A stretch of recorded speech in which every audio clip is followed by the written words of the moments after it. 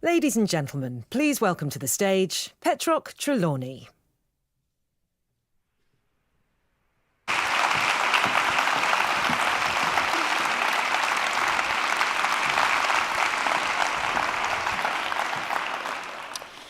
Guten Abend und herzlich willkommen im Prinzregententheater. Die International Opera Awards wurden bisher schon in London, Madrid und Warschau verliehen. Es ist wunderbar und auch sehr passend, dass wir in diesem Jahr eine Reihe großer Opernleistungen hier in München feiern.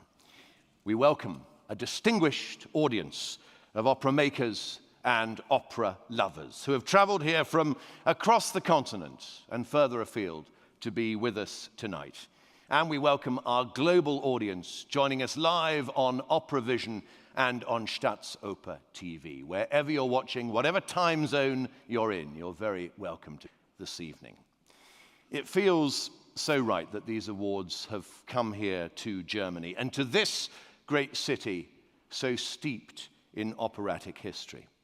Think of all the voices that have sung on this stage and on the stage of the Staatsoper. And don't forget the operas premiered in this city. Mozart's Idomeneo, Strauss's Capriccio, Aribert Ryman's Lear, Unsuk Chin's Alice in Wonderland.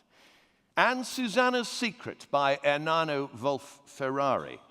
Well, plenty of well-kept secrets will finally be shared this evening, as we congratulate singers, conductors, directors, designers, composers, opera house leaders, and festival makers, and those working hard to ensure that opera remains relevant and continues to secure the funding the art form so deserves.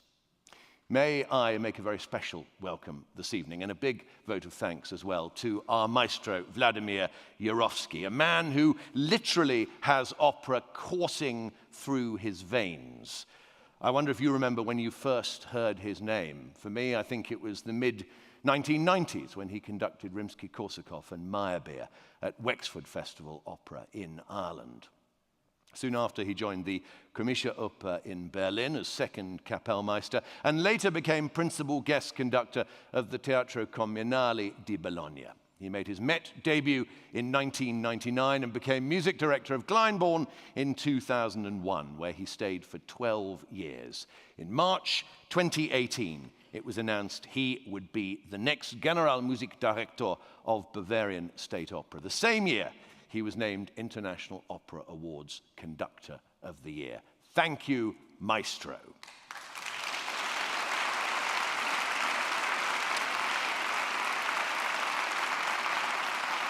I would urge you, if this is your first time here, to take a moment at some point this evening to look around this glorious auditorium and the wonderful foyer spaces of this great theatre. The Prinzregententheater was built by Max Littmann and opened in August 1901. The architect who had already designed the Hofbräuhaus and some of Munich's other magnificent structures based his design on the Wagner Festspielhaus in Bayreuth.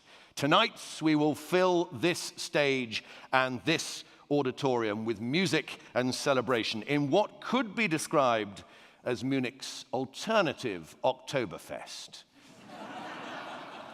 If only we had the tract. In that spirit, it is my great pleasure to welcome to the stage the General Director of Bayerische Staatsoper, ladies and gentlemen, Serge Dorny.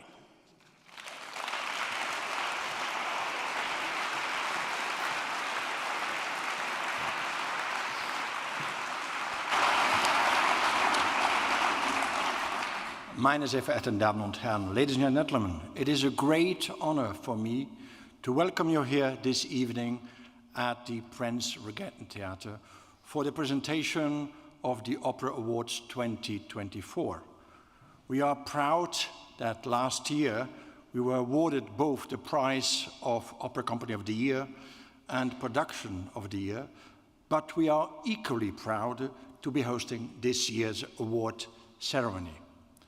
The Opera Awards are amongst the most important distinctions in the performing arts. In terms of the range of categories they cover, they are probably unique worldwide.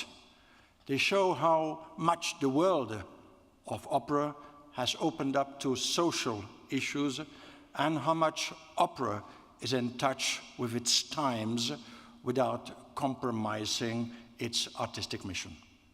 But the Opera Awards are also a true celebration of opera. As much as I'm thrilled for the winners, it is equally important to me to emphasize that, in my view, all those nominated tonight have won. Giving this art form the greatest possible attention is one of the most rewarding achievements. And this, ladies and gentlemen, is especially true in times when global crises, hostilities, and military conflicts impact our lives. Culture can, culture must create a forceful counterbalance, not in the sense of a mere hedonistic timeout, but on the contrary, as a vital forum for exchange, introspection, and sharpening critical opinions. Keeping this dialogue in constant flux is one of the most important responsibilities of culture.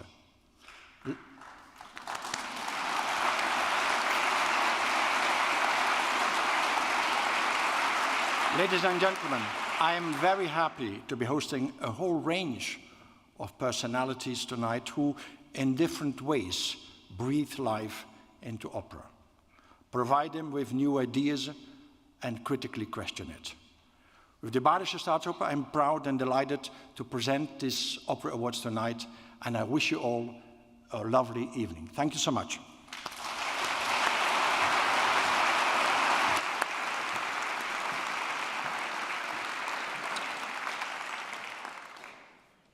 Well, we begin tonight with the Award for Equal Opportunities and Impact, recognizing the work done by a variety of organizations to bring opera to those who might never otherwise experience it, and to harness the power of music and the arts to spark social change. Let's look at this year's finalists. Asian Opera Alliance, a support network and advocacy organisation for Asian-identified opera professionals. Northern Ireland Opera, whose inclusive outreach programmes bring music and theatre to some of the country's most vulnerable people.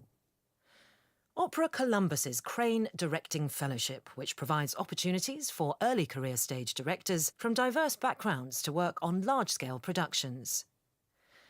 Opera for Peace, dedicated to promoting social justice and accessible education through its Emerging Artist programme. Streetwise Opera, whose workshops inspire and empower people who've experienced homelessness. The Teatro Regio di Parma's Manifesto Etico, a social commitment project which places vulnerable young people at the heart of Parma's cultural life.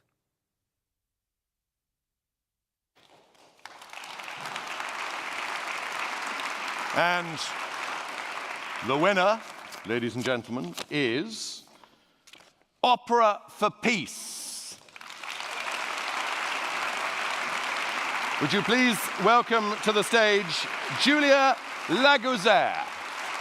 Through masterclasses, workshops and performances, Opera for Peace provides opportunities to artists from under-resourced backgrounds across the globe. We'll go to the middle of Axel Saint-Cyril, an Opera for Peace artist, sang the French national anthem at the opening ceremony of the 2024 Olympic Games, becoming a symbol of unity throughout the world.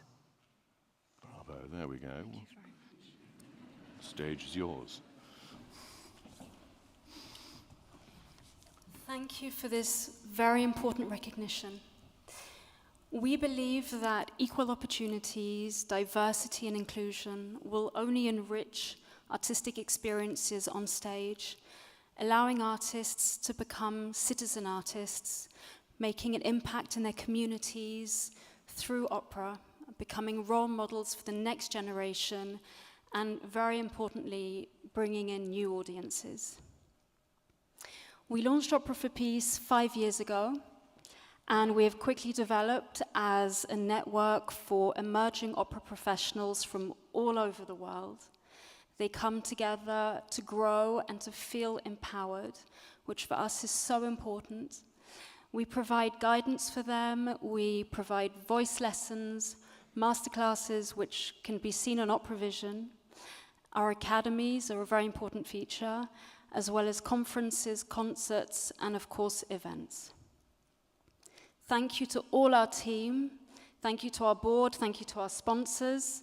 Our two most important sponsors are the European Investment Bank and La Fondation BNP Paribas. And thank you, a big special thank you to our incredible network of artist ambassadors and advisors. These are the biggest names in our field, in our business.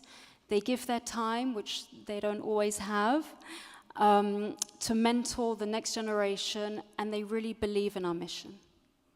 We are proud to work with our partners and with all of you, like-minded colleagues, to really work together to create the best future for our field that we possibly can, because we all love what we do. So thank you very much, and I have to say we are incredibly inspired by the other nominees in our category. So let's all do this together. Thank you.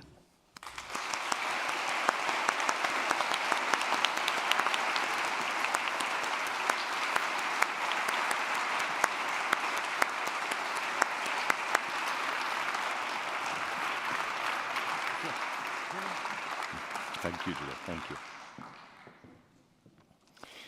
Well, tonight's ceremony is all about honouring achievements on the global opera stage over the past season. But the International Opera Awards also works all year round to support the next generation through its charity, the Opera Awards Foundation, which awards annual bursaries to emerging artists around the world. To speak more about the foundation and introduce our next performer and award, would you please welcome its founder, Harry Hyman.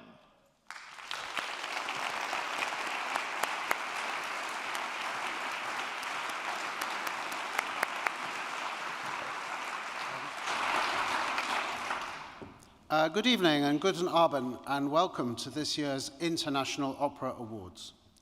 It's truly remarkable to think that just over a decade has passed since our very first award ceremony held in the ballroom of a London hotel. Now we find ourselves in this magnificent historic theatre, hosted by one of the world's greatest opera companies and joined by an orchestra which traces its history back to the 16th century.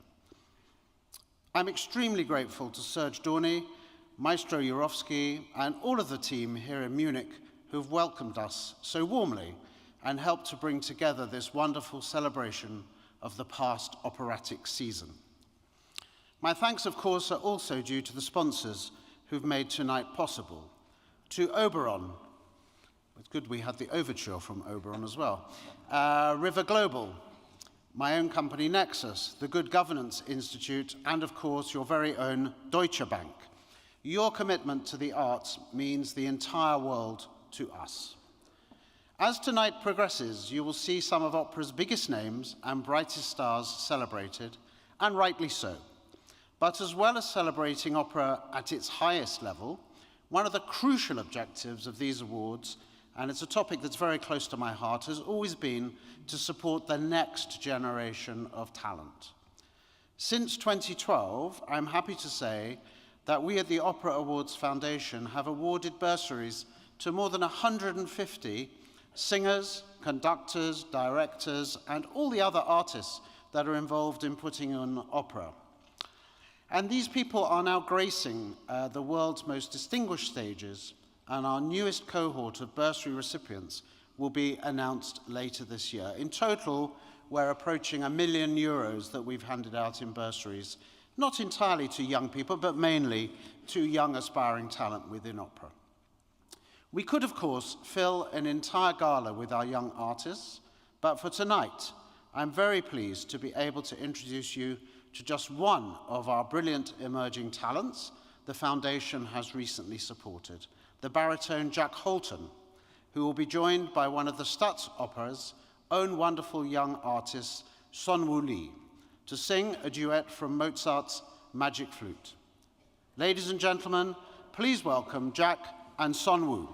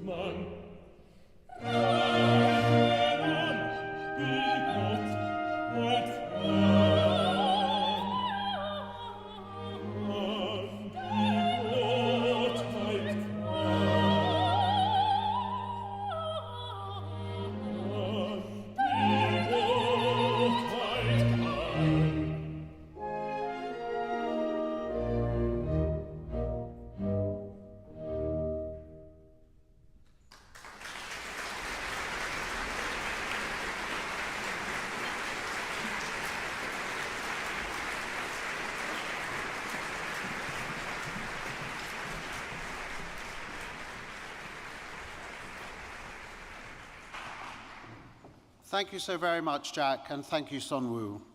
Now you can see that this is talent that needs to be encouraged in its development for all of us to enjoy in years to come. It's time for me to introduce our next award, one very close to all of our hearts. Our own foundation could not exist without the generosity of our patrons and donors. And likewise, opera as a whole is kept alive and thriving by the individuals and organizations who dedicate themselves to supporting it. It's therefore my pleasure to announce the winner of this year's award for philanthropy in opera. It's my great pleasure to announce that the Stavros Niarchos Foundation has been selected by the 2024 International Opera Awards as the winner of our philanthropy prize.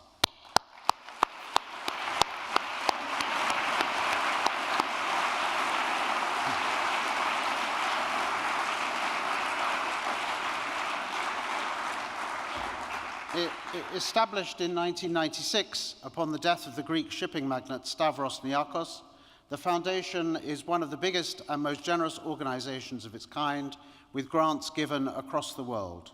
Whilst recognizing the wide and transformative work done by the fund over several decades and in many sectors, the award, of course, salutes the long-standing vision behind its support of Greek National Opera, a collaboration which began way back in 2012 with the planning and building of the company's remarkable home at the Stavros Niarchos Foundation Cultural Center in Athens, which opened in 2017.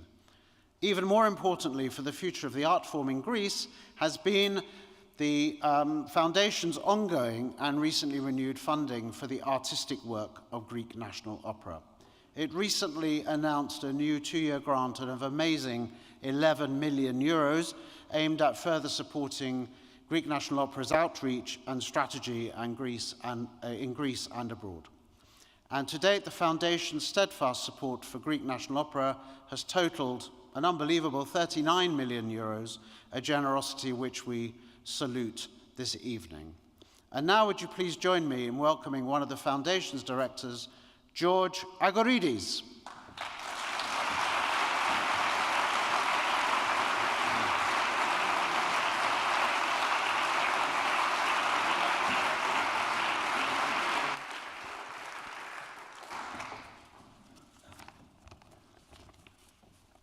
Meine sehr geehrten Damen und Herren, good evening. On behalf of all of my colleagues at the Stavros Niarchos Foundation, I'd like to express our deep gratitude for this great honor. Why have we supported opera-related projects at Covent Garden, Opéra National de Paris, and Opéra National de Lyon, Brooklyn Academy of Music, and Lincoln Center? Because we believe that everyone deserves access to life's essentials, and art is essential. Since 2012, we partnered with the Greek National Opera to support its artistic outreach. Again and again, we've seen the GNO, particularly under artistic director Yorgos Koumendakis, rethink who opera could be for. Each time, its answer has been broader and more ambitious. A revered institution with an 85-year history, the Greek National Opera moved in 2017 to a new home at the Stavros Niarchos Foundation Cultural Center, designed by the great architect Renzo Piano. The SNFCC was created through our largest grant up to that point, since then surpassed in scale only by our current Global Health Initiative, an effort to expand access to quality care for all. As the SNFCC became an international landmark in Athens, enjoyed by people from all walks of life, the GNO was at its heart. The GNO's innovative alternative stage and educational programs reached people in Greece who did not realize opera was for them. When it collaborated increasingly with opera companies abroad, its work began to gain international recognition. And it is continuing its tireless artistic outreach with free tickets for new audiences and performances all around Greece. We are proud and humbled to have been part of this journey. Here's to more exceptional opera, enjoyed by more people than ever in the years ahead. Thank you.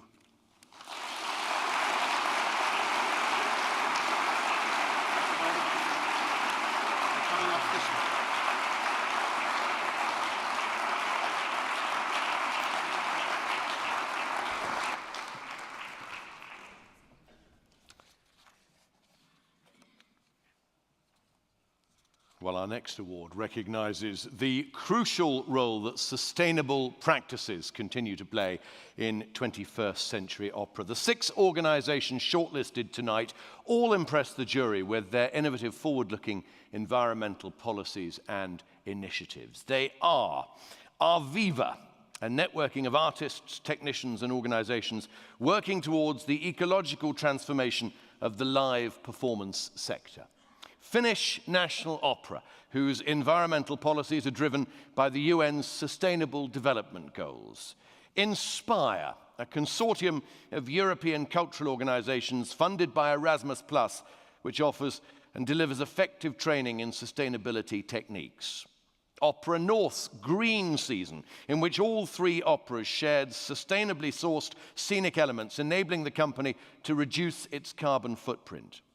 Santa Fe Opera, whose solar power system provides clean energy to its theatre and rehearsal facilities.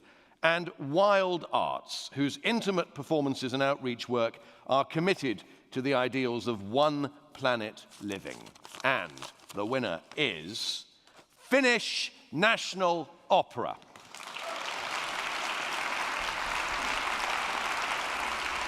Please welcome to the stage Finnish National Opera's Communications Director, Lisa Rieki, to accept the award. Welcome. Let me get you the award. There we are. And will you say a few words? Marvelous. Kiitos, as we say it in Finnish. Thank you. I know this award will be welcomed by our staff and by our audience. The Finns are not only the happiest nation in the world, but very keen on sustainability. But we are very beginning of this work. There's more and more to do. Our newly appointed president, Ms. Alexander Stubb, usually has 3 points. I feel so elevated standing on this stage that so do I. First, we have solar powers, even we have solar powers, and busy bees and beehives on our roof in Helsinki city center. We have developed, well, not me, but guys back there, developed something called XR Tool. It's a virtual tool that can create a digital twin of any stage set. You can imagine how much time, resources, money, and traveling expenses are saved using something virtual. And finally, we are 32 nations working hard to reflect the contemporary values of the Finnish society of today. Thank you. Thank you. You go through the door there.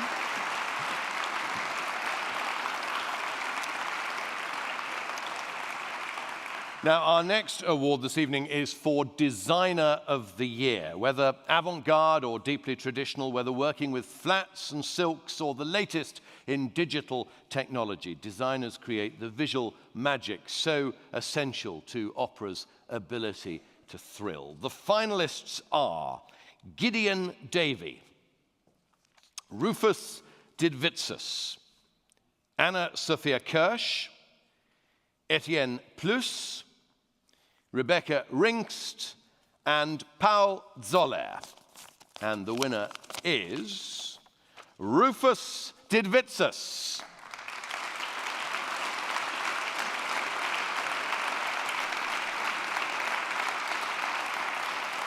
I'm sorry to say that Rufus can't be with us this evening, but his trophy will be winging its way to him post-haste. We move next to the award for Rising Star, sponsored by Nexus Media Group. Now, this award celebrates emerging artists who established themselves in the past season as major stars of the future. To present the award, please welcome one of Britain's greatest mezzo-sopranos and a favorite here in Munich. Ladies and gentlemen, Jennifer Johnston.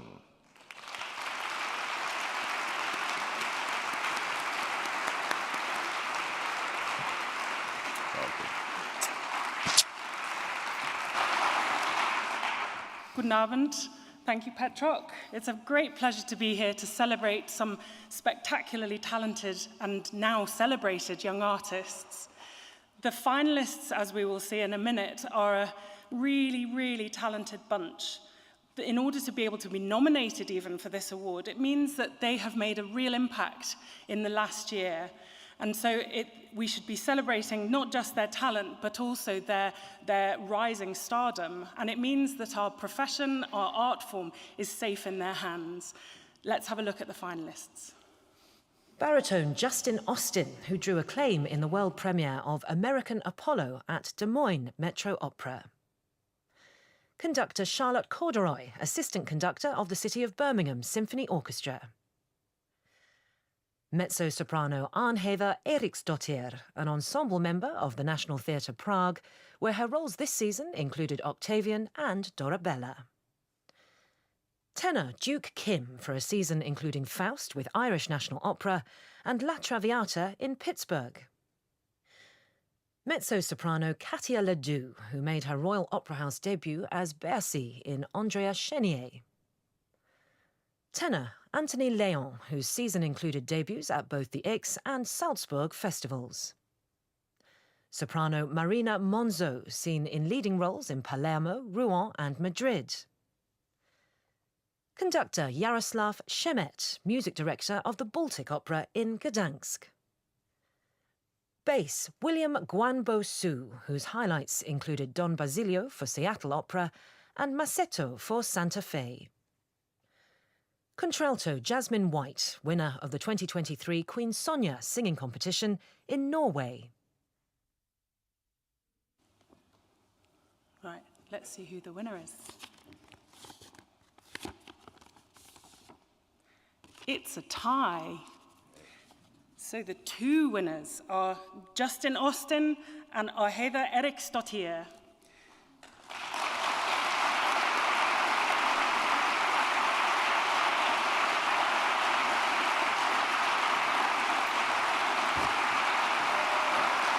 Justin.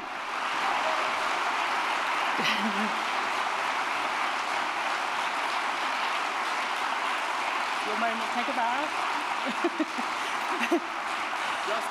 Justin can't be with us, but we do have a winner. Congratulations. Thank you. Thank you. I'm so deeply honored and touched by this award, which has in it such a wonderful belief in my future. But before I step into that future, I want to take this opportunity to say how grateful I am for all of the wonderful people I've had the opportunity to work with and learn from so far. Because they say it takes a village to raise a child. Well, I believe the same thing applies for opera singers, only the village comes from all over the world, and you meet them along the way, and they guide you and help you, whether it's a helpful colleague, or a coach, or a teacher, or a head of an opera house. So, to my international village, I am eternally grateful. Without you, I would not be standing here today. Thank you.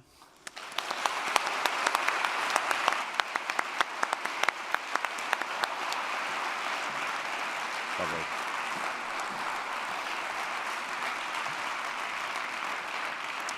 And I'm very happy to say that we're going to hear Arnheva in action on this stage singing for us later on this evening. Now, the past season has once again seen a host of inventive, thought-provoking new stagings of work from across the operatic spectrum. Proof that even the most familiar opera is always ripe for reinvention. The finalists in the category of New Production of the Year are Iphigenie in Olid and Iphigenie on Tauride, a double bill of Gluck operas at the Aix Festival, directed by Dmitry Cherniakov, and a co-production with Greek National Opera and Opera de Paris. Verdi's Don Carlos, directed for the Grand Theatre Geneva by Lydia Steyer. Calixto Bieto's production of Thomas Addis's The Exterminating Angel at the Paris Opera. Mussorgsky's Rovanshina, a Klaus Gutt production for the Staatsoper Berlin. At the Teatro Real Madrid, Wagner's Master Singers of Nuremberg in a new production by Laurent Pelly. And Welsh National Opera's production of Benjamin Britten's Death in Venice, directed by Olivia Fuchs. Wonderful lineup of nominations. Sadly, there can only be one winner. And the winner is the Festival of Aix-en-Provence and Greek National Opera, Opera de Paris, for their Gluck double bill. And please welcome Aix's Deputy Artistic Administrator, Cameron Arends, to accept the award. Let me get you the award.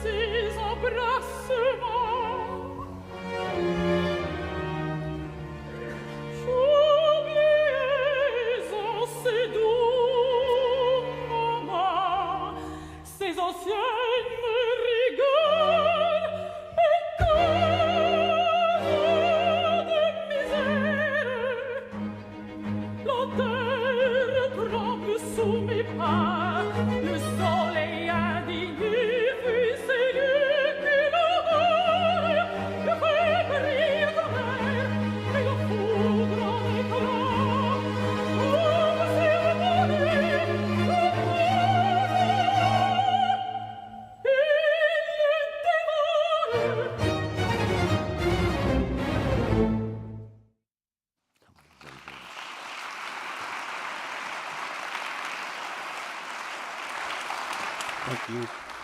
It is such an honor to be here on behalf of Pierre Audi and his entire team at the Festival d'Aix to celebrate with all you this evening and to say thank you to the International Opera Awards for this wonderful recognition.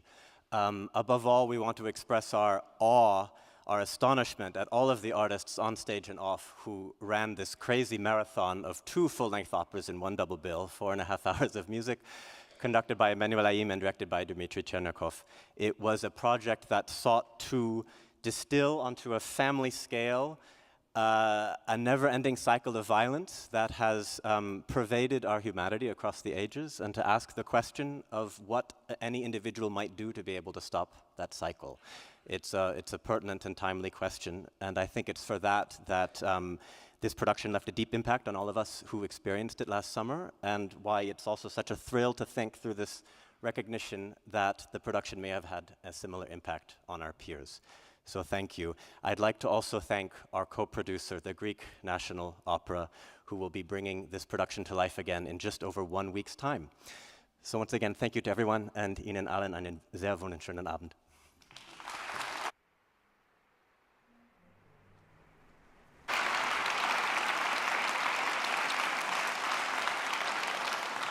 Time for some more music. We're fortunate to be joined this evening by a number of artists currently performing with Bayerische Staatsoper.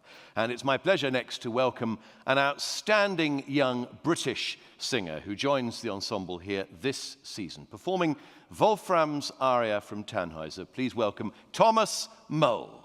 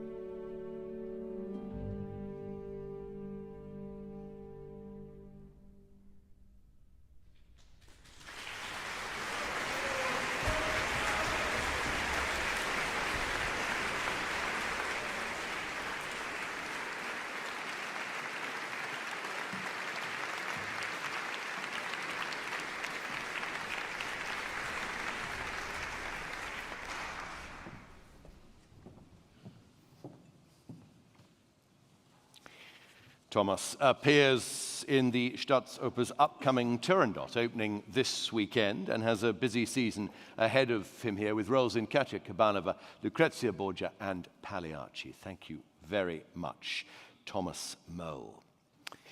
We move now to the award for rediscovered work, recognizing opera's undiscovered gems, works that may have lain around neglected for decades or indeed centuries, until finally they've been found, polished up, and returned to the stage. To present this award, an opera lover who is herself no stranger to a bit of detective work. And she's also a big fan of La Fenice in Venice. Please welcome the author of the Commissario Brunetti series, Donna Leon.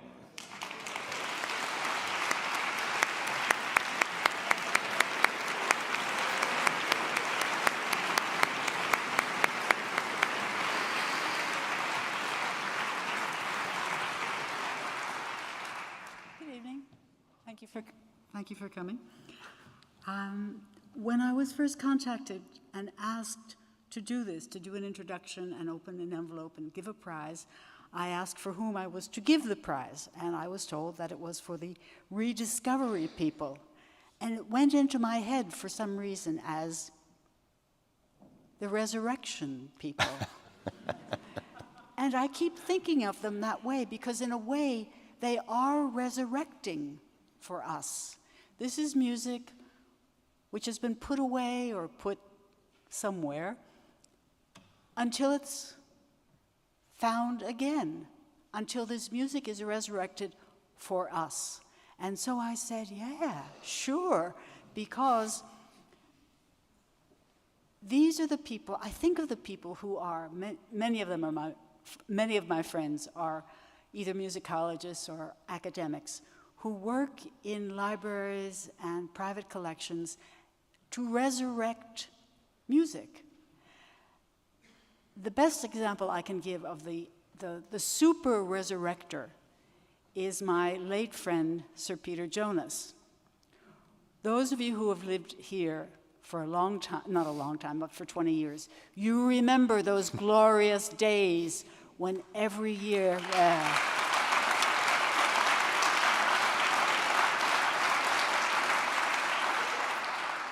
Are there fellow Handel junkies in this room? Every year there'd be a new opera, zanier than the last, crazier than the last. But each year as well, there were fewer and fewer white heads in the audience. There were lots of young people in the audience. And this went on, I think, for 10 years of Handel. For me, they were glorious, glorious years because I was born before zucchini, before people knew about zucchini. I was born before people could order an espresso macchiato. And so I was deprived, because of the year of my birth, of the Handel resurrection. And the chief, not mourner, the chief celebrator at that ceremony was Sir Peter Jonas. And I would like us all to scream and jump up and down and say, yeah, Peter, thank you, thank you, thank you.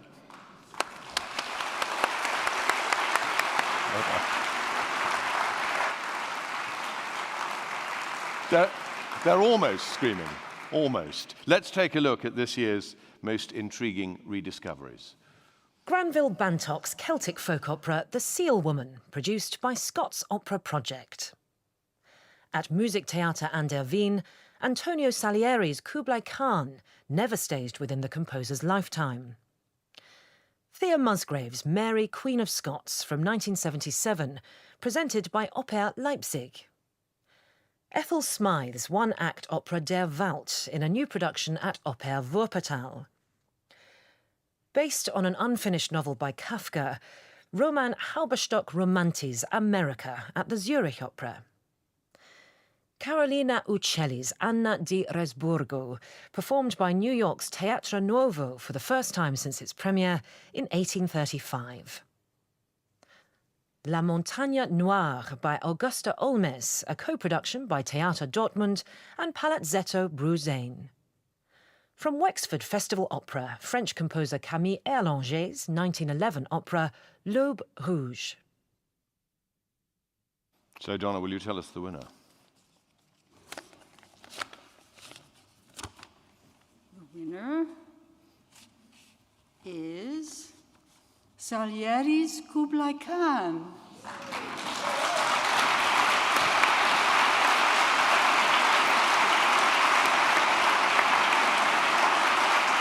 And from Music Theatre an der Wien, please welcome casting director and program director Peter Helliker to accept the award. Peter.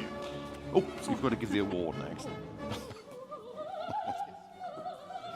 Here we are.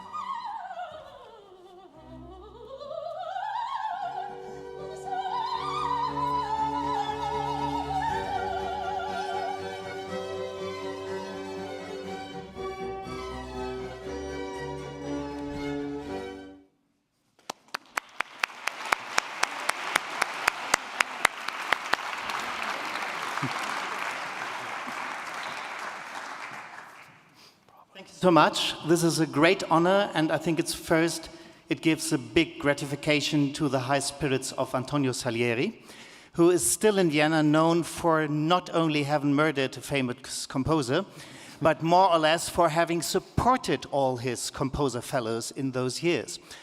And it's a wonderful award for him, for us, for the new team at Musiktheater an der Wien by Stefan Herheim.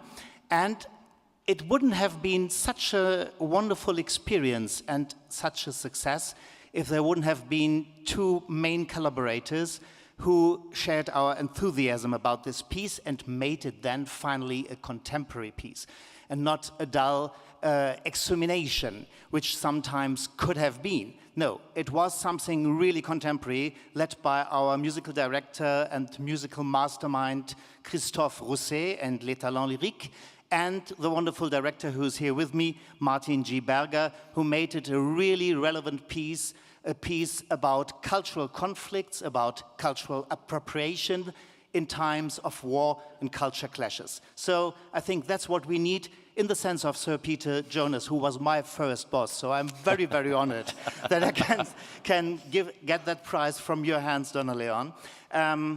Make it contemporary. If you examinate things, no, make it really contemporary and make it relevant. Thank you so much.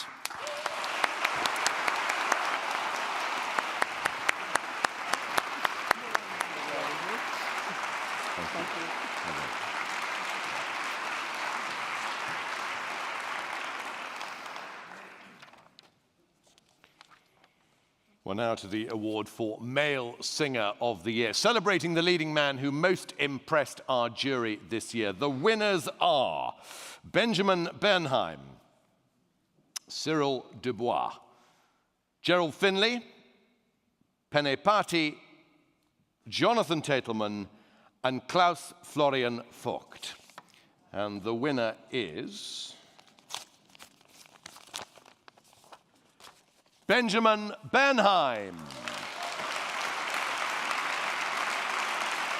Benjamin, alas, can't be with us this evening because he is in New York, but from Manhattan he has sent us this special message. Hello and greetings from New York. I want tonight to thank every one of you for this great honor that is given to me with this award.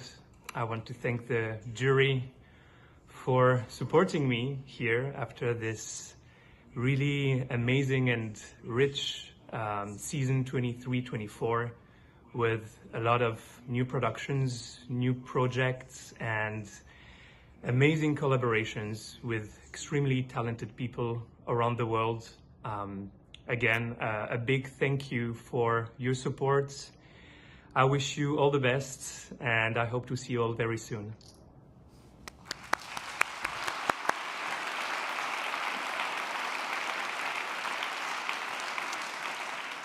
Benjamin Bernheim, who's currently singing in Tales of Hoffmann at the Metropolitan Opera in New York. We will make sure that his trophy gets safely across the Atlantic. Our next award was established to recognize the crucial role played by the opera world's leaders, the intendants, the general directors and artistic administrators, whose vision and pragmatic thinking ensure the show really does go on. To present the Good Governance Institute Award for Leadership in Opera, opera. Please welcome the Chief Executive of the Good Governance Institute, Andrew Corbett-Nolan.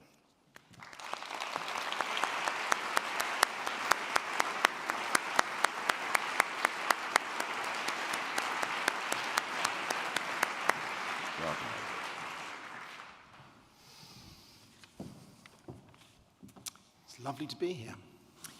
In the cultural sphere, a true leader is rarely an enabler with vision, who makes it possible for incredibly talented artists to give their best.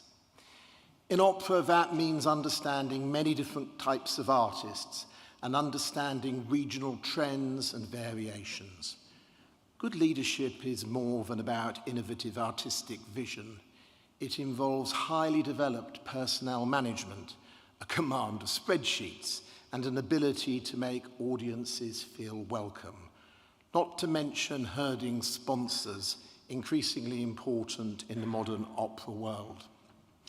Our leader has done all these things and more, and done them on more continents than most operatic leaders.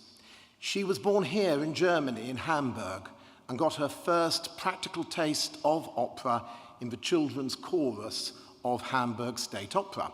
She studied banking and began her career in Milan in artistic management, another important aspect of the opera business. She went to the United States, where she held hugely responsible positions in the artistic operations of San Francisco Opera and Washington National Opera.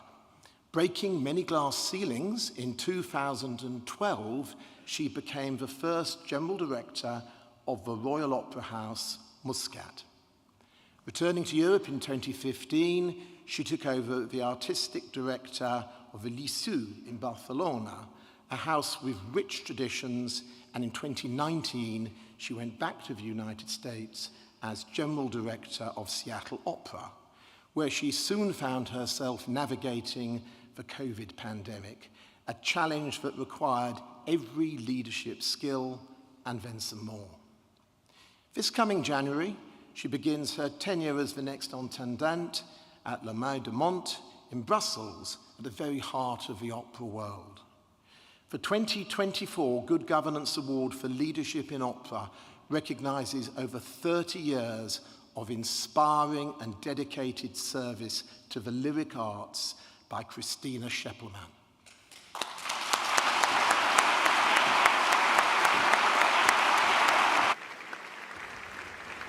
Thank you for this award. This is so exciting, humbling, and utterly unexpected. I'm privileged to have lived in many different countries, privileged to have worked with wonderful artists and staff in many theaters. Leadership to me is to inspire and empower people and together achieve a common goal. I have and always will apply this principle. I love people, I love meeting people, and I wouldn't have it any other way.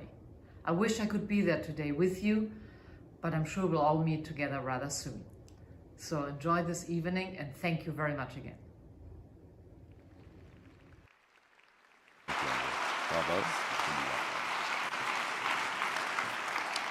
Christina Scheppelmann, an inspiring leader indeed. Andrew, thank you very much indeed. Well, our first act is almost at an end, but it's time to present the only award tonight whose winner has been decided entirely by you, the public. To present the 2024 Readers' Award, would you please welcome the editor of Opera with Opera News and the chair of the International Opera Awards jury, John Allison.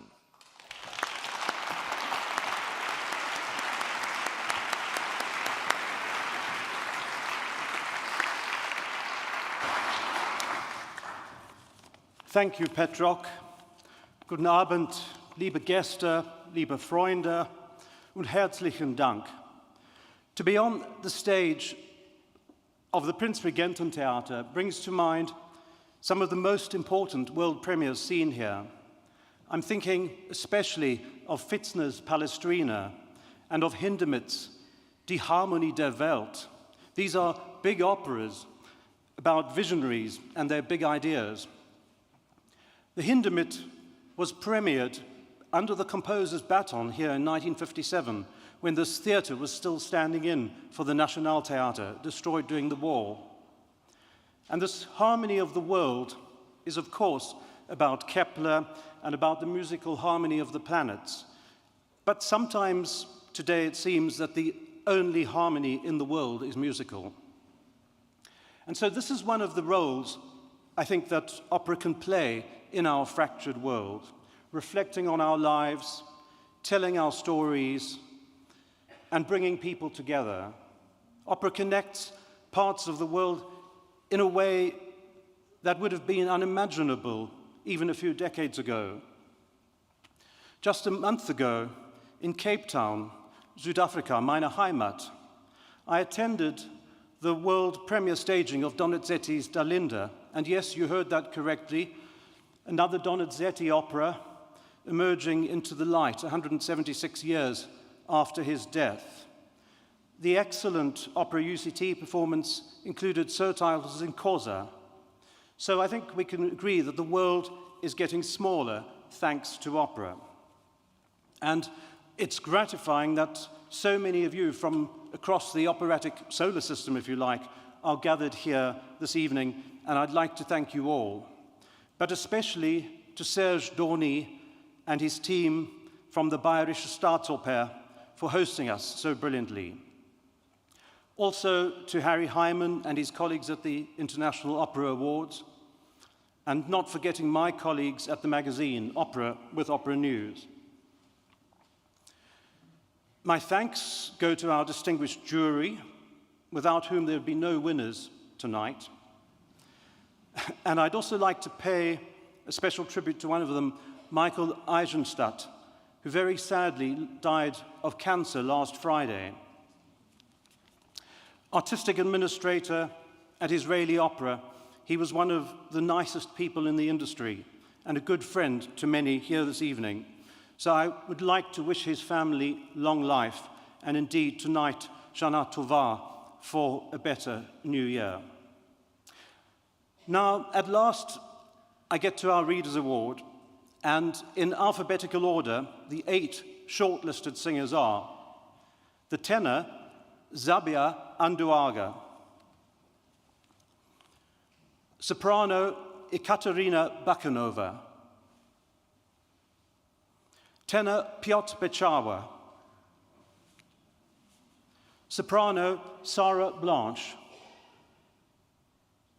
tenor, Arturo Chacon Cruz, soprano, Asmik Grigorian, soprano, Emonella Yaho, and the baritone, Ludovic Tezier. And I'm delighted to say that the winner is Arturo Chacon Cruz.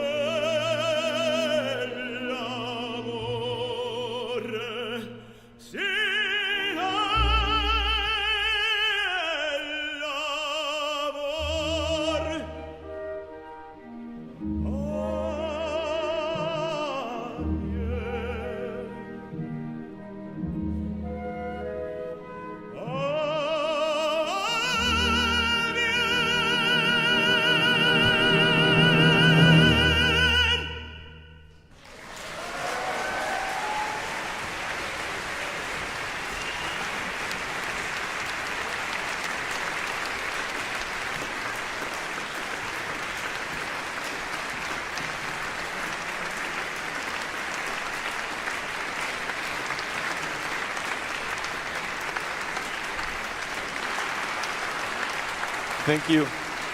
Thank you so much.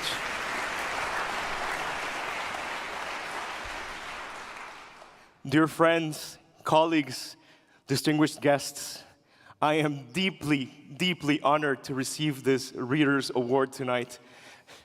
This recognition validates an incredible journey. This journey that opera has taken me on has been filled with sacrifices, with tears, a lot of passion, and more love and joy than I should be allowed to have. Opera has always been for me a bridge that connects hearts and the minds across cultures and borders. It's a universal language that speaks so directly to the soul, and to be recognized by the very audience that loves this art form is profoundly humbling. I owe this award to so many people, all my supporters, my mentors, my teachers, my family, and most importantly, the audience. The audience who has supported and believed in me. Throughout my whole career, you, the audience, is what I do it for. You have been my inspiration, my motivation to keep growing, to keep exploring all the boundaries of this timeless art form. To my fellow artists, it is a privilege to stand beside you and celebrate our shared mission to bring the magic of opera to life. My profound gratitude to the International Opera Awards, to the readers who voted, to everyone who shared the news and amplified the reach. Thank you. My friends, let's continue to celebrate and preserve this incredible tradition, and may opera continue to inspire future generations. Thank you from the bottom of my heart. Muchas gracias. Salud.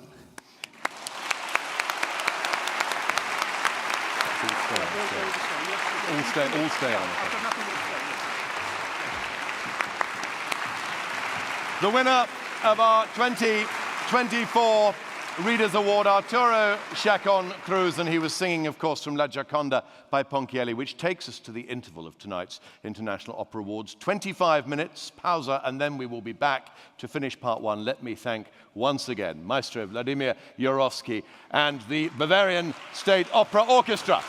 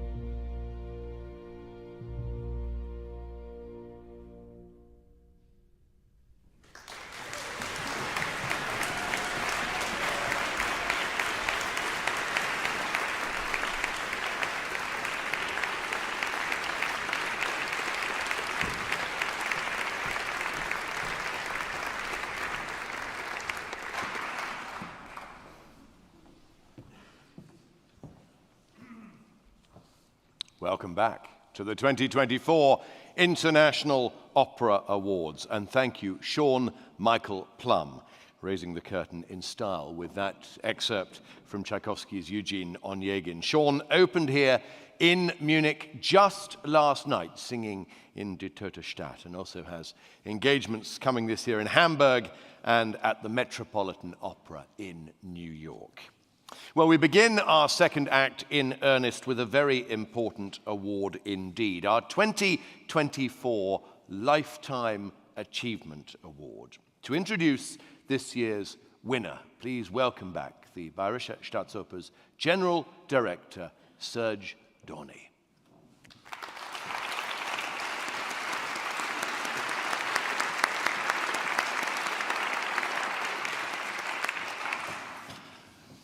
Ladies and gentlemen, this year's Lifetime Achievement Award goes to Monsieur José Van Damme.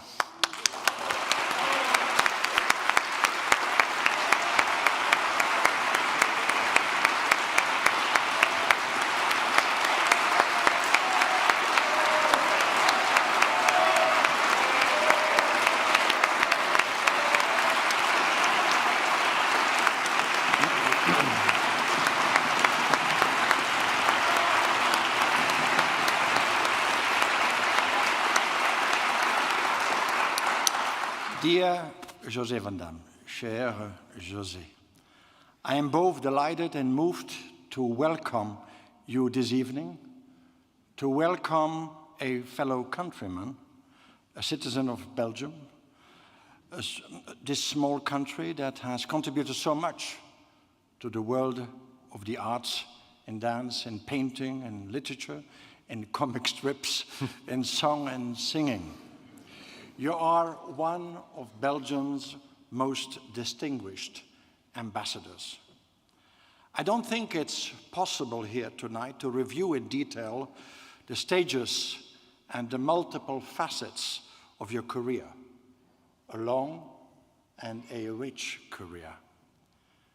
You have put yourself in the shoes and voices of an impressive number of characters. You have played valets, Leporello and Figaro, and lords, Don Giovanni and Falstaff. You have embodied a Tsar and kings, Boris Godunov, Philips II, and Oedipus. You have embodied a prophet and a saint, Johannan and Saint François d'Assisi, Messiaen's opera you premiered. You have embodied the devil in the tales of Hoffmann and the Mephistos of Berlioz and Gounod, and so on and so on. Basically, your repertoire from Rameau to Messiaen covers almost the entire history of opera. You have chosen those roles with love, with care, according to what you thought you could offer them, both vocally and theatrically. It is said that for Fidelio, you refused to sing Pizarro. You refused to Herbert von Karajan himself. A howler, you said, but you sang Don Fernando, a character who mirrors your values of justice, fairness, and fraternity. Karajan was for you a privileged partner, but you also worked with an impressive roster of conductors. Scholti and Mazel, Abado and Ozawa, Salonen and Kent-Nagano, and so many others. And for directors with Giorgio Strehler, Antoine Vitesse, Herbert Wernicke, Joseph Losey, Peter Sellers, and so on. Dear José, you have sung almost everywhere, at the Metropolitan Opera, at the Wiener Staatsoper, at the l'Opéra de Paris, at the Salzburger Festspiele, but unfortunately, never at the Bayerische Staatsoper. What strikes me particularly about your career is the attachment and loyalty you have shown to a number of opera houses. There was, of course, La Monnaie in Brussels, where you played an essential part in the amazing adventure initiated by Gérard Mortier, which I experienced firsthand as a then young dramaturg. I'm also thinking of the Opera de Lyon, long before I became its general director. You accompanied and shared the artistic challenges of Louis Herlot and Jean-Pierre Brosman. Some very fine discs and DVDs have survived. To name but one, the legendary production of Pélias, directed by Pierre Strosser and conducted by John Eliot Gardner. Dear José, for me and for all of us, and you heard it tonight in the applause already, you are the very model of the Meistersinger. Isn't Hans Sachs one of your finest roles, and perhaps one of those that represent you at best? The love of art and craftsmanship, the knowledge of and the very respect for the roles which allow one to sometimes transgress and reinvent them, patience and modesty, doing serious work without taking oneself all too serious, and a passion for teaching and transmitting. It's no coincidence that a few years ago you were the hero of the film The Music Teacher. Japan, that country of high culture that loves music so much, has invented the concept of living a national treasure.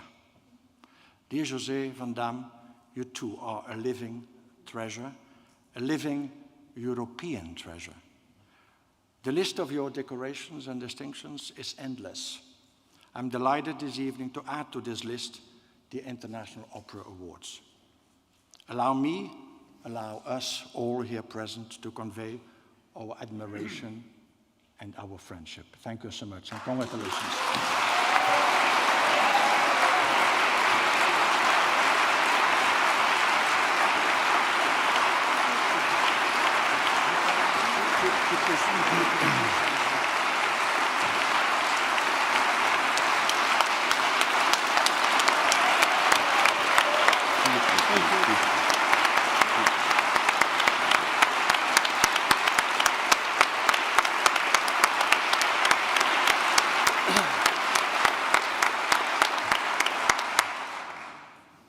I prefer to speak German than my German maiden in Belgium is better than English. So, ich wollte erstens mich bedanken für diese Ehre. Mein Vater war Tischler. Ich liebe Wut. So, nach die Wörter von Herr Serge möchte ich sagen, Serge, wir sind Belgier zusammen und es ist schwer etwas zu sagen, aber ich war 60 Jahre auf die Bühne, mit 20 angefangen in Paris und das waren fantastische Jahre, schöner Beruf. Man braucht Passion, la Passion. Und wenn man es hat, ist fantastisch. Ich habe, glaube ich merke, die Opernwelt ist heute anders als vor 20 und 30 Jahren. Es hat sich viel geändert, aber ich erinnere mich 70, 80, 90 Jahre. Das war die sehr schöne Zeit für uns Sänger. Und ich habe meinen Beruf geliebt. Und ich hoffe und ich wünsche für die jungen Sänger viel Erfolg in diesem fantastischen, aber schweren Beruf. Dankeschön.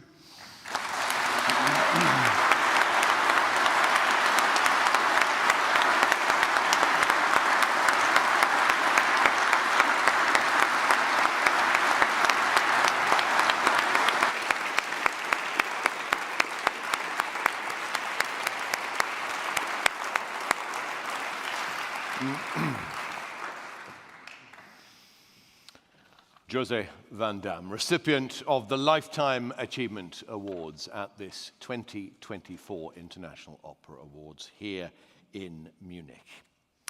Our next award is for Director of the Year. The finalists are Klaus Gutt, whose new productions included Turandot at Vienna State Opera. Christoph Loy for a season including a new Elektra for the Royal Opera House Covent Garden. Jetzka Mensen, who made her Bayerische Staatsoper debut with a new Pelléas and Melisande. Louisa Müller, director of Garsington Opera's acclaimed Platée. Marie-Ève Signerol, whose season included the world premiere of Cassandra at La Monnaie de Munt. And Benedikt von Peter, artistic director of Basel Theatre. And the winner is Christoph Loy, and he's here this evening.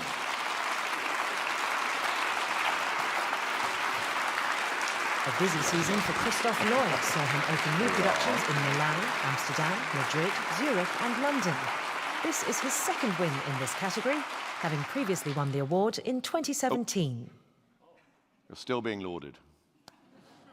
Guten Abend, good evening. Dear friends, colleagues, it's really a joy to have this award now in my hands.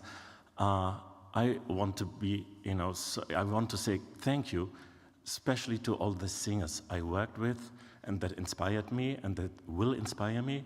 And it's such a pleasure. Even tonight, it feels, many singers get awards. I know them, I've worked with them, and some singers got the award. I will work with them, and I have to say, they are all my muses.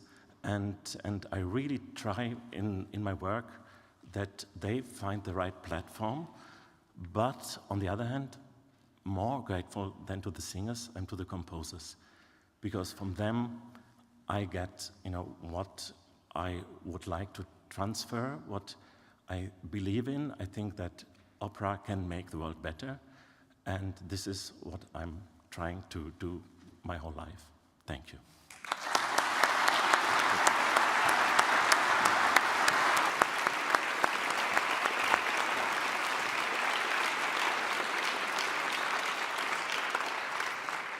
We move now to the award for Festival of the Year, sponsored by River Global. Representing River, an opera critic in his own right and a former UK government minister, would you please welcome Gerald Malone?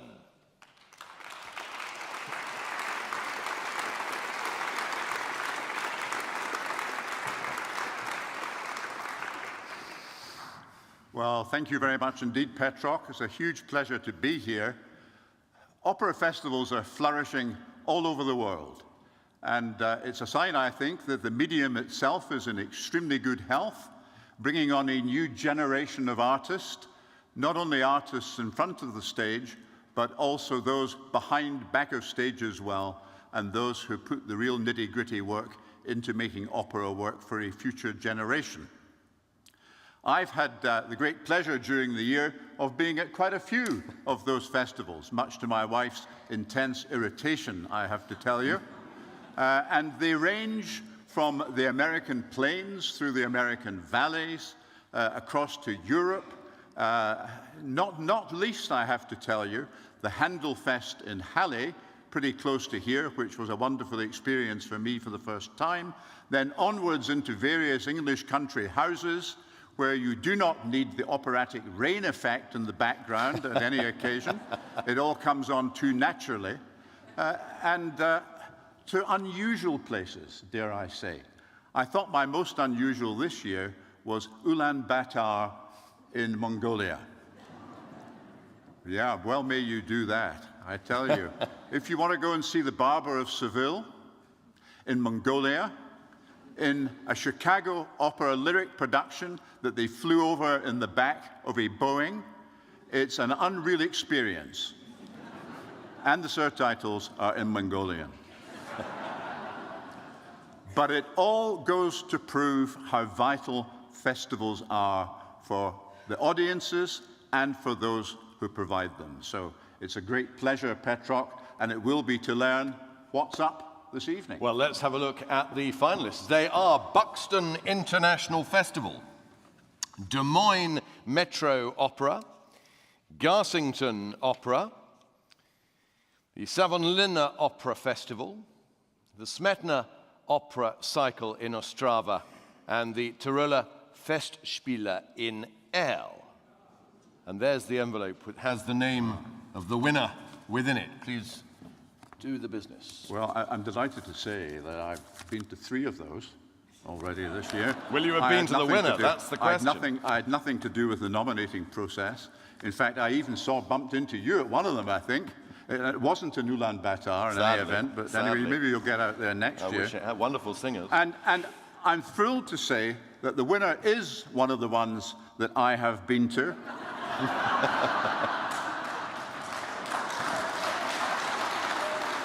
That's despite rather than because. It would have been difficult not to be, frankly, but there we are. Savonlinna Opera Festival.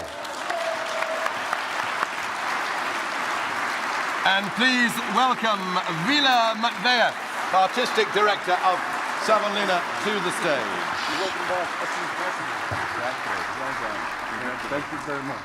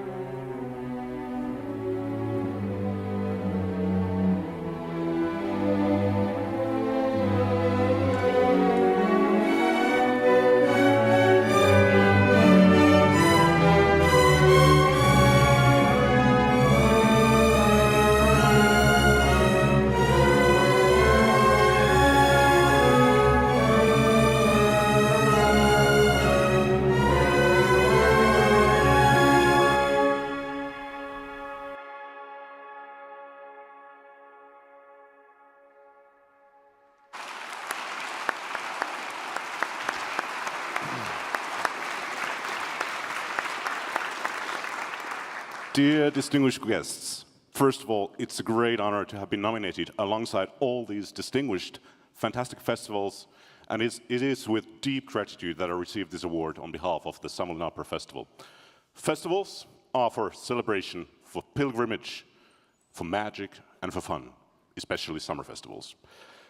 For over a century, we've tried our best to be the magical northeastern meeting point of opera, nature, history, and international collaboration in the majestic lakeside setting that you just saw of the medieval Olivenel Castle, which originally was built to prevent wars, and as mentioned in many important speeches today, is now serving as a platform for art to prevent wars.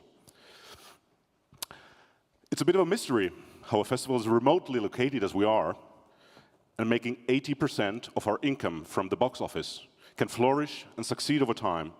But indeed, we owe this success to the passionate world-class artists, crew, volunteers, and most importantly, the opera lovers and audiences from all over the world. And I feel tonight privileged to dedicate this award to all of you and to thank you for your unwavering support. I wish to express my gratitude also to our generous supporters, the Finnish government, City of Savonlinna, and the Laidlaw Opera Trust. And most importantly, I'd like to extend my warmest thanks to the International Opera Awards for this remarkable honor. Thank you, thank you, thank you from the very bottom of my heart, and I hope to see you all in Savonlinna next summer. Thank you.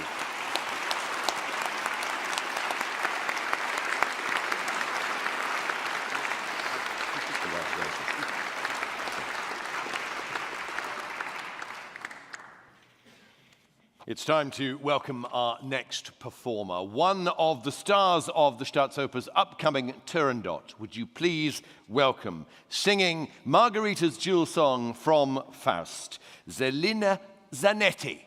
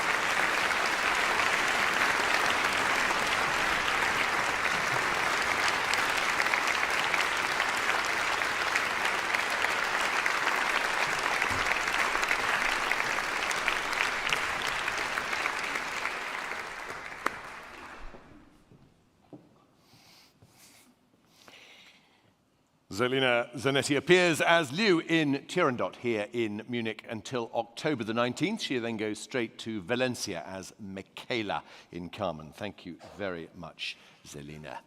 Well, for our next two awards, we're going to step out of the Opera House and into the recording studio, celebrating some of the most exciting new releases of the past season. First, the award for solo recital. Let's take a look at this year's finalists. Aygul, 2023 Female Singer of the Year, Aygul Ahmetshina's debut disc on Decca. Released by Alpha, Golda Schultz's Mozart, You Drive Me Crazy. Another Mozart collection, Marina Viotti's Mezzo Mozart on Aparte. On Erato, In the Shadows from tenor Michael Spires, winner of this category in 2022.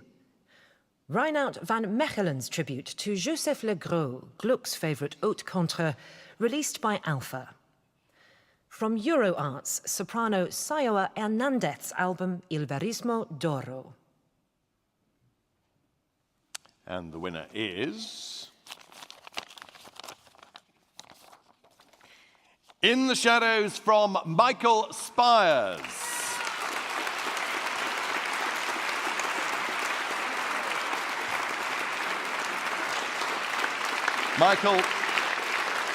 Michael is deep in rehearsals for Il Trovatore in Houston, in Texas, but we will have his trophy to him in no time. Next, the award for complete opera recording, and in this category, the finalists are the world premiere recording of John Adams's Girls of the Golden West, released by Nonsuch. Louise Bertin's Fausto, released by Bruzane. Donizetti's Le Zulle di Roma, released by Opera Rara. From the Deutsche Oper Berlin, Rudlongo's Antichrist on the Naxos label. On Aparte, Lully's Thésée. And from LSO Live, Meyerbeer's La Prophète. And the winner is... Fausto. Please welcome Camille Merlin from Palazzetto Bruzane and the director of Les Talents Lyriques, Lorraine Viameau.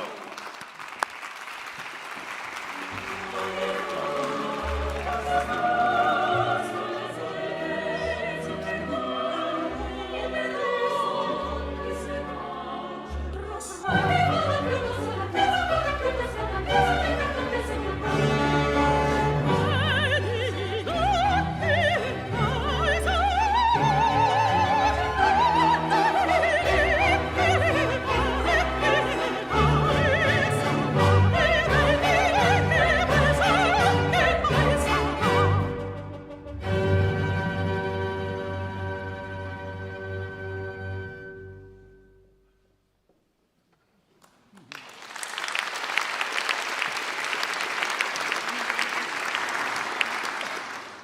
Thank you very much. Just a small message. The previous award is also with Les Talents Lyriques and Christophe Rousset, so I could also speak, but let's remain with Fausto.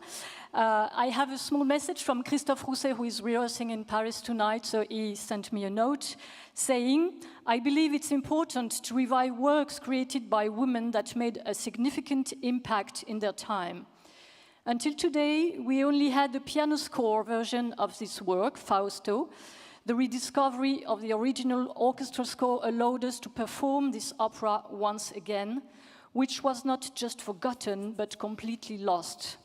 This is a major discovery from a musicological perspective, and I find it incredibly exciting. The fact that it is the work of a female composer makes it even rarer.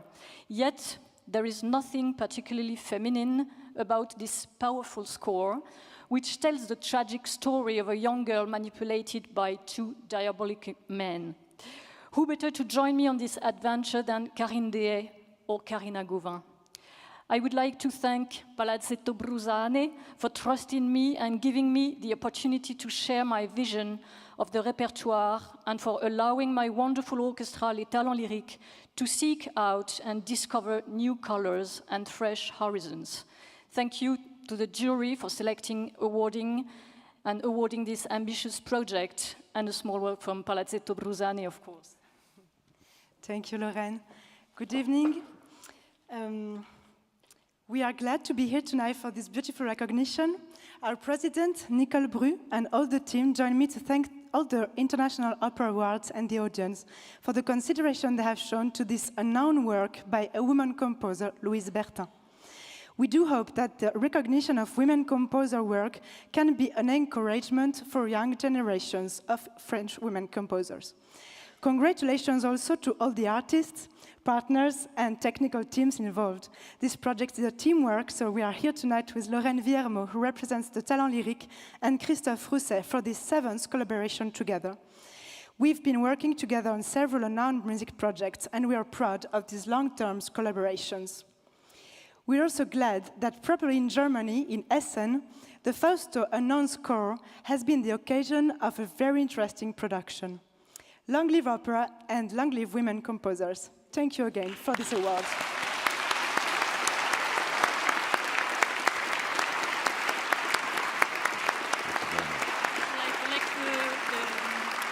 Yes, it's not here, but someone will give it to you.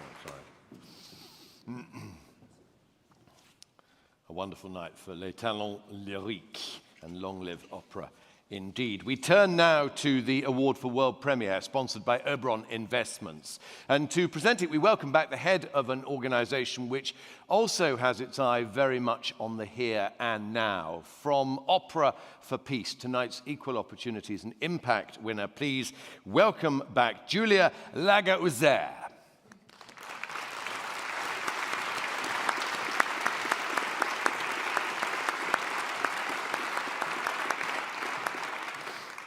Thank you, Petrok.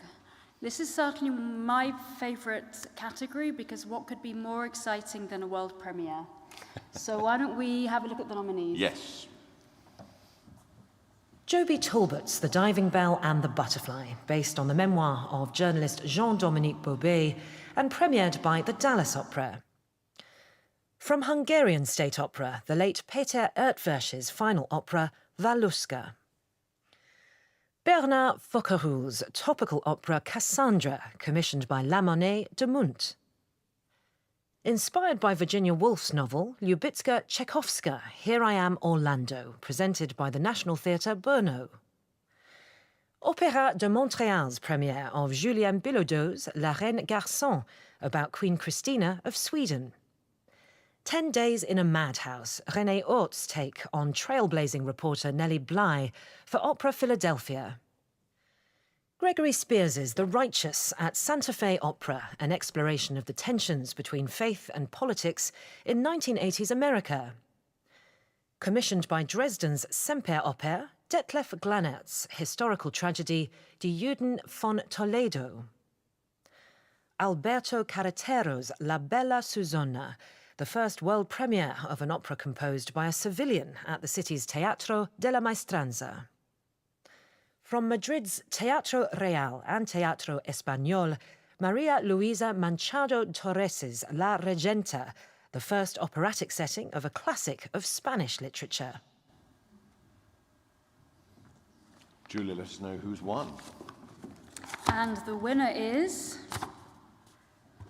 Vazulka Hungarian State Opera. Please welcome the director of the production, Bence Varga, to accept the award.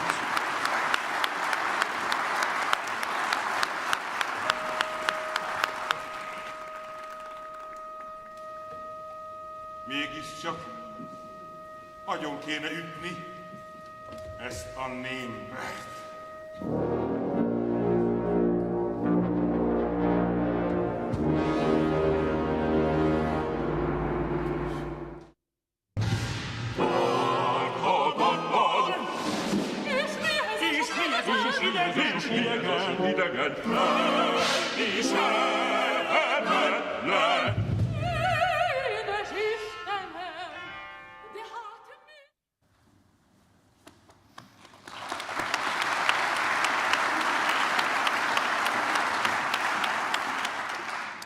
Ladies and gentlemen, it is an honor to be here and representing the whole production as the director of the play.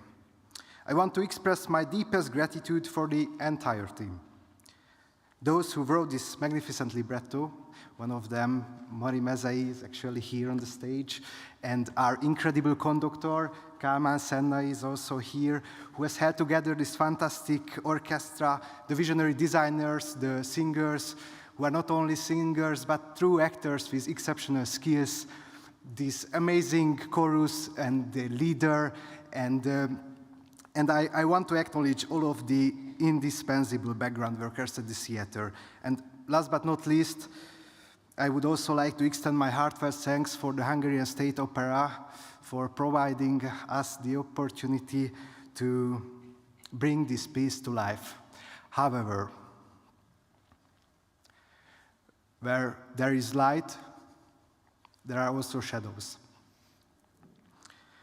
The father of this opera, the main source, our beloved composer, conductor, and teacher, Peter Eötvös, cannot be with us today. Peter, thank you for this journey, and thank you to connecting us together again today. It was a nice trick. I will always remember you, and I definitely know I'm not alone in this. Let us come together to celebrate the magic of opera and cherish the memory of Peter Eötvös. Thank you.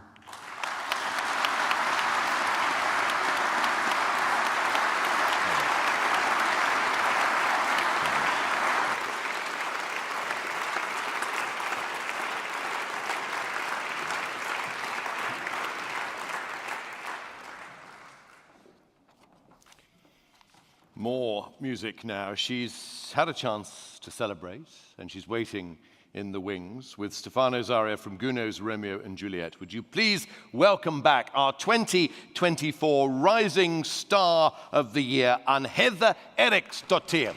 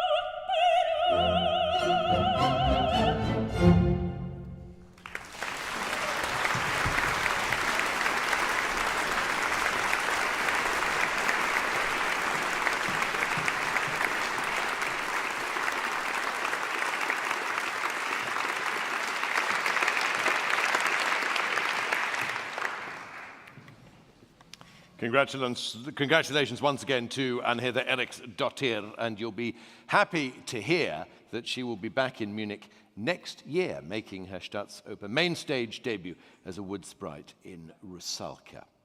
Now, from a diva of the future to those very much of the present day, our next award is for Female Singer of the Year. The finalists are Elsa Dreisig, Rosa Fiola, Alexandra Kerjak, Lisette Oropesa, Anna Perozzi, and Adela Zaharia. And the winner is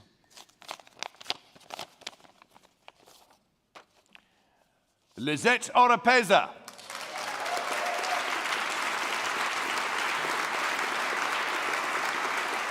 Hello, my friends. I'm so grateful to have been selected as this year's winner for Female Singer of the Year 2024 by the International Opera Awards. I'm really sorry that I cannot be there with you to celebrate this incredible honor, but I am here in the city of Valencia.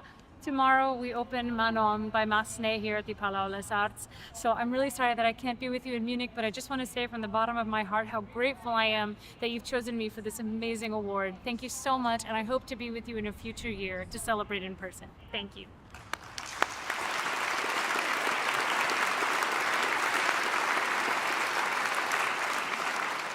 And Lisette's award will be making its way to Valencia tomorrow. We are nearing the end of our festivities. Just 2 awards left on the table. Soon we'll announce our 2024 Opera Company of the Year. But first of all, the award for Conductor of the Year. This year's finalists are Thomas Gugeis in his first season as General Music Director of Oper Frankfurt. Emmanuel Aim, whose highlights included a new Platte in Zurich. Enrique Mazzola, Music Director of the Lyric Opera of Chicago. Carlo Rizzi, seen at houses including the Metropolitan Opera and the Vienna State Opera. Christophe Rousset, Director of Les Talents Lyriques. And Simone Young, whose season included her debut at the Bayreuth Festival. And the winner is Simone Young, who is here with us this evening. Chief Conductor of the Sydney Symphony. In 2024, Simone Young became the first Australian conductor to appear at Bayreuth, along with appearances at La Scala, Vienna State Opera, and Berlin State Opera. Upcoming highlights include a new production of Kurtag's Fin de Partie in Vienna, opening later this month.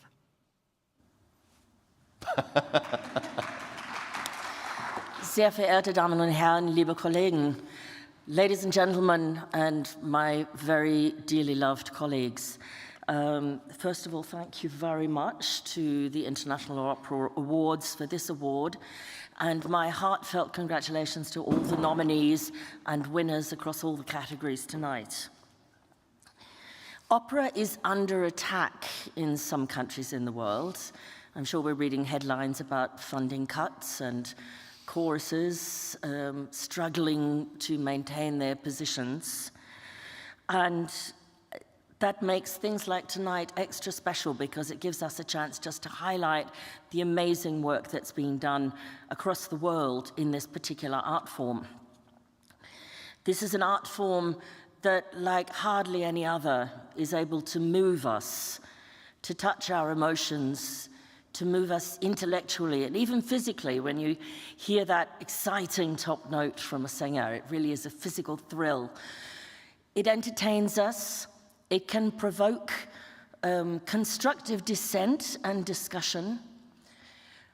And it is something that we all cherish, and that I know I speak for everyone here when I say I feel incredibly privileged to spend my life doing something that I love and that I feel is so very important. Thank you very much.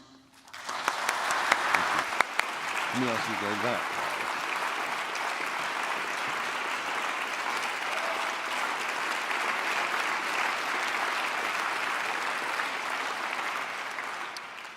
Well, with that, we've reached the final award of the evening, Opera Company of the Year. Now, last year, this award went to, for the second time in its history, our hosts tonight, Bayerische Staatsoper. So to announce this year's winner, please welcome the General Music Director of Bayerische Staatsoper and our maestro this evening, Vladimir Yarovsky.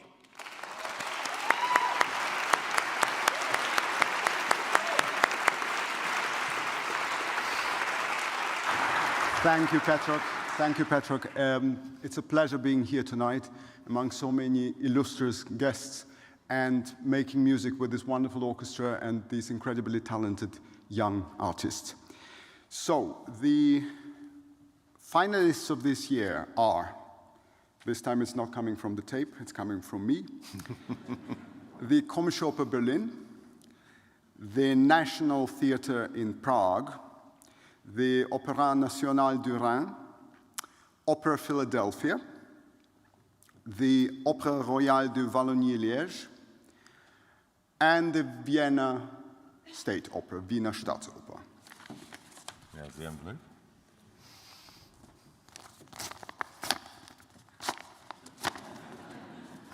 And the winner is the Komische Oper Berlin. Please welcome the co-intendants of the Komische Oper, Susanna Moser and Philip Bröcking.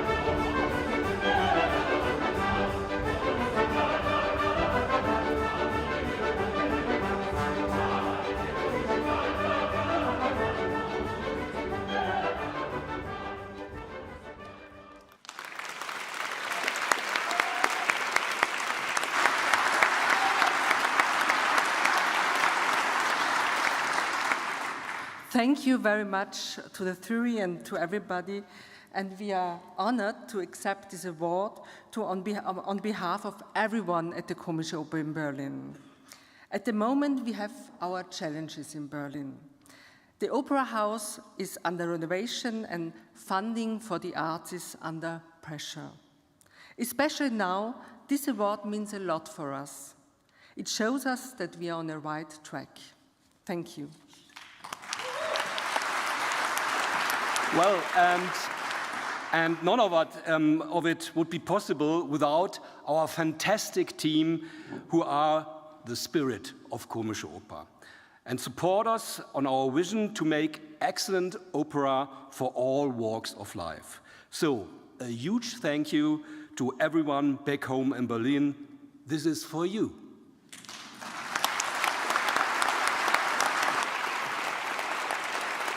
Thank you very much. Thank you.